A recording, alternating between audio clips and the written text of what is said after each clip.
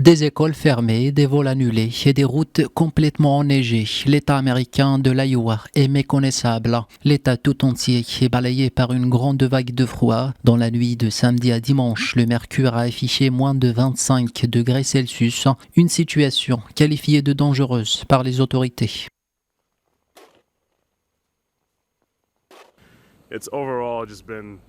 L'hiver est terrible. Cette tempête est sortie de nulle part il y a 2 jours.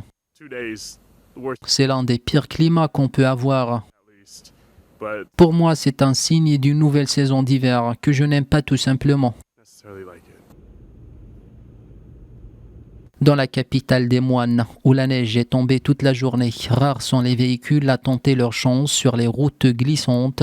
Des rafales de vent de plus de 50 km par heure sont prévues et le mercure qui pointe à -9 doit encore chuter de 10 à 20 degrés au cours des prochains jours.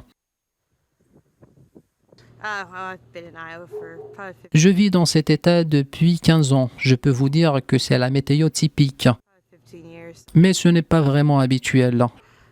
Je ne sais pas combien de quantité de neige nous recevrons en une semaine. Voilà qui va faire la différence.